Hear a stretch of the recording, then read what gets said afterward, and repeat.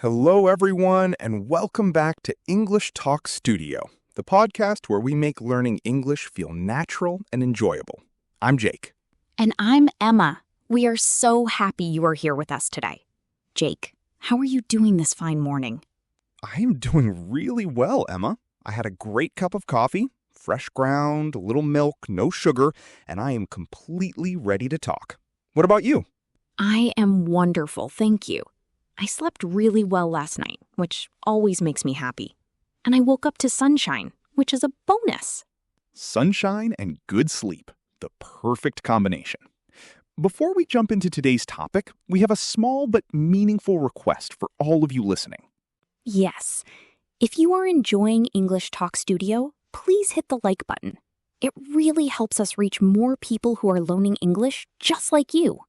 And if you are new here, welcome. We are so glad you found us. Please subscribe so you never miss a new episode. We come out every week with fresh conversations and real vocabulary. And leave us a comment below. Tell us where you are from and what you want to learn. We read every single message, and we genuinely love hearing from you. We truly do. Every comment puts a smile on our faces. Okay, Emma, today's topic is one of the most practical and immediately useful things in English. We are talking about small talk. Yes, small talk. This is something every English learner needs, and I mean every single one. But many people find it difficult or even scary. That is so true. And I think the reason it feels scary is because people think small talk needs to be clever or impressive, but it really does not. Exactly. Small talk is the short, friendly conversation you have with people you meet. A neighbor, a coworker, someone standing next to you in a coffee shop, or someone in a lift. It is not a deep conversation. It is light, easy, and friendly. Think of it as social glue. It connects people and makes them feel comfortable around each other. And if you do not know how to do it, social situations can feel very uncomfortable. You end up standing in silence, which feels awkward for everyone. So today, we are going to help you feel comfortable and confident with small talk.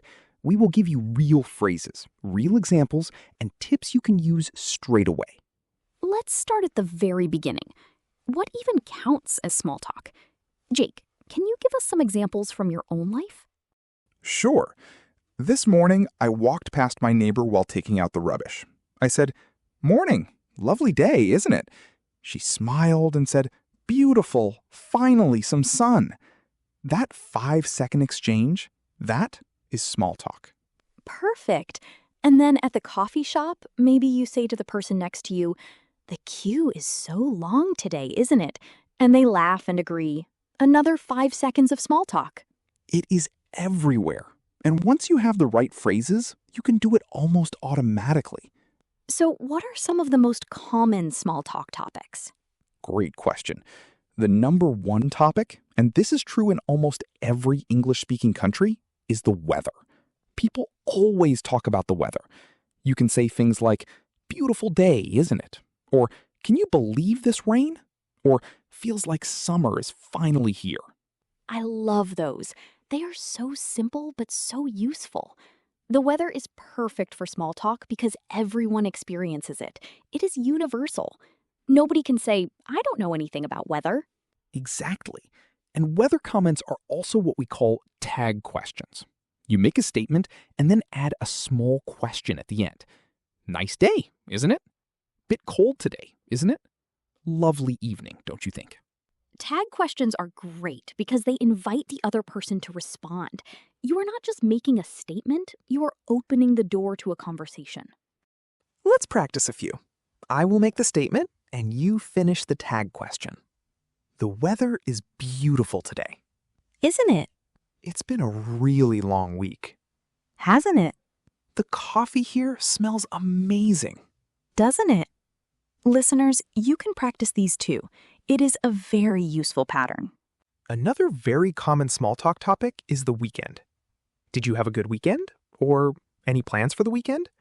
These are great conversation starters that almost anyone can answer.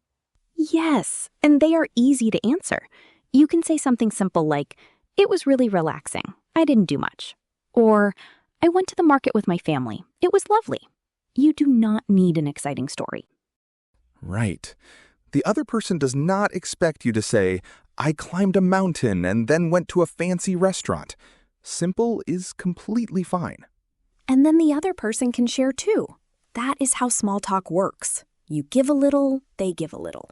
It is like a friendly game of catch. You throw the ball, they throw it back. Nobody throws the ball and then walks away. Oh, I love that image, Jake. That is exactly what it is. Now, one thing that stops people from doing small talk is they do not know how to keep it going. Yes, they answer the question and then silence. Awkward silence. And then both people feel uncomfortable. So here is a key tip. After you answer, ask a question back. This is called returning the question or bouncing the conversation. Right. So if someone asks, how was your weekend? You say, it was great. I went for a walk in the park. How about you? Perfect. Just add, how about you? Or what about you? Or did you do anything nice? And the conversation keeps moving naturally. That is such simple advice, but it makes such a big difference. Let's say it one more time because it is that important. After you answer, always return a question. Now, there is something else I want to talk about. Showing interest. Because small talk is not just about what you say. It is also about how you listen. Oh yes, this is so important. In small talk, you want the other person to feel that you are listening and that you care about what they are saying. So phrases like, oh, really? Or, that sounds fun. Or, wow, that's interesting. These are called conversation continuers, or fillers, and they show you are engaged. Even a simple, or I see, or oh, nice, tells the other person that you are paying attention. It makes the conversation feel warm and alive. And here is a phrase I personally love. Tell me more about that. It shows real interest, and it gives the other person a chance to share more. People love talking to someone who seems genuinely interested. Beautiful. And these reactions do not need to be big or dramatic. You are not acting in a film. Just natural, warm little responses. Now, let's look at a small example dialogue so listeners can hear how small talk flows from beginning to end. Great idea. I will be person A and you be person B. We are coworkers meeting in the kitchen at work. Morning. Can't believe how cold it is today. I know. I thought we were past winter. Did you have a good weekend? It was lovely, thanks. I went to a farmer's market with my partner. You? Oh, nice. I mostly stayed home, but I did go for a long walk on Sunday. It was beautiful, actually. Oh, lovely. Good idea to get some fresh air. And that is it. That is a complete, natural piece of small talk. Nobody said anything brilliant or surprising, but it was friendly, warm, and connected to people. And every single phrase in that dialogue, a learner can memorize and reuse. Can't believe how cold it is. Did you have a good weekend? Oh, nice. I mostly stayed home. These are reusable building blocks. Exactly. You do not need to invent everything from scratch. You borrow phrases, you adapt them, and you make them yours. Now, let's talk about what not to say in small talk. There are some topics that are a little too serious or personal for casual, light conversation. Yes. Things like money, asking someone how much they earn, that is considered quite rude in many English-speaking cultures.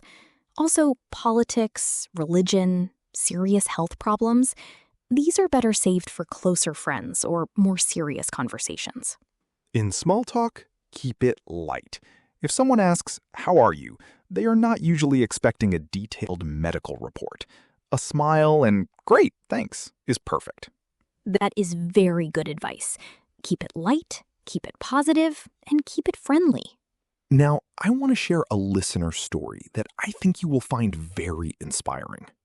Yes, we received a message from Marco in Italy. Marco is 35 years old and he works in a hotel. He deals with international guests every day. Marco wrote to us and said, I used to feel very nervous when guests tried to make small talk with me. I did not know what to say, and the silence felt terrible. I listen to your podcast every day on my way to work. Now I feel so much more confident. I even had a 10-minute conversation with a guest from Canada about food and travel, and I actually enjoyed it. Marco, that is amazing. 10 minutes of easy, natural conversation with a guest in a professional setting? That is a real achievement. It really is. And Marco said the key for him was learning just a few simple phrases and practicing them every day.